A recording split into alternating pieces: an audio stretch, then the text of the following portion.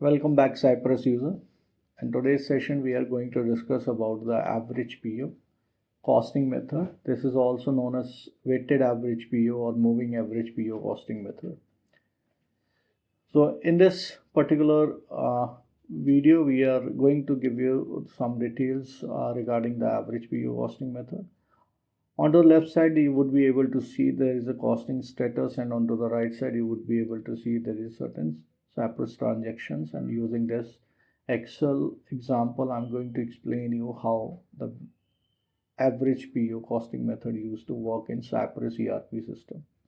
So you need to create the product category, and at the level of the accounting tab, you need to select average PO and your costing level as organization. You need to create a product and assign to this particular product category. Thereafter, if there is any opening balances, in this case, I'm considering that on 1st of April, there is some opening balances. And as a result of those opening balances, the per unit cost becomes 25,000 for 10 quantities. Now, onto the 1st of April, I'm just creating one of the transaction since I need to procure this item. So 100 quantities I'm going to procure with 27,000 per unit price and sends the PO to the vendor. One thing, keep in mind that all this transaction is happening into the primary currency and into the primary unit of measurement. If you are using a different currency then and the different unit of measurement, then you need to consider the conversion factor to calculate the cost. Now the vendor sends the material on 4th of April. I have received all the 100 quantities. So once I have received all the 100 quantities, thereafter I have generated the AP invoice and assume that at the level of the AP invoice there is a difference of 500 per unit cost.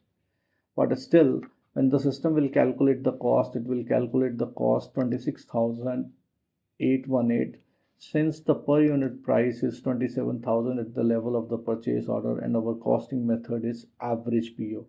And I would say average PO, it means the per unit cost has to be considered from the purchase order.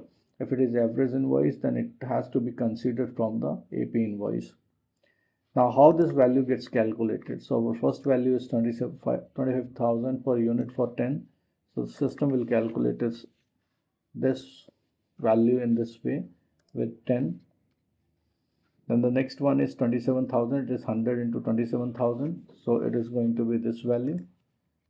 Then system will sum up these two values, and 100 is this and 10 is this, that is equal to 110 quantities. So it will divide with 110.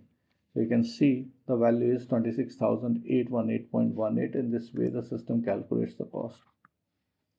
Now we'll assume that we want to sell this item after placing our margin, and after placing our margin the cost becomes 35,000, and customers send us the purchase order, and based on that we have generated the sales order into the system and deliver this item on 5th of April. Now when we deliver this item on 5th of April, so it gets delivered with the cost of 26,818.18, since the cost of the product was 26,818.18. So using this particular cost, the system will debited the COGS and credit your inventory account, and thereafter we send the AR invoice to the customer. And thereafter assume that there is another transaction taken place, and we again order the 100 quantities to the vendor, and this time it is going to be the per unit 26,000 instead of 27,000. So into the previous period was 27,000, but this time it is 26,000, and we received all material, and thereafter we have received all we have entered the AP invoices into the system. So as a completion of all these transactions, you would be able to see that on 6th of April, your costing status going to be 26,306.82, and your stock is going to be 160. I'm sorry, this is entered wrong. So it is going to be 160. So if you want to see and calculate this cost, then what the system is doing, so it will do this multiplied by this.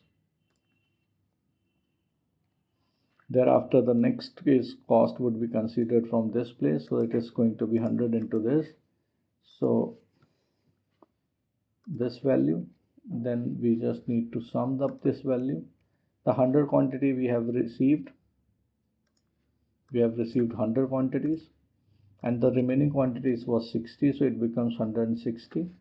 So if I will divide this divided by 160, then it will derive our cost, that is 26,306.82, and that is going to be the per unit cost for this particular product after the second purchase. And this is how the system used to calculate the average PO cost into the Cyprus ERP system. That's all in this particular video.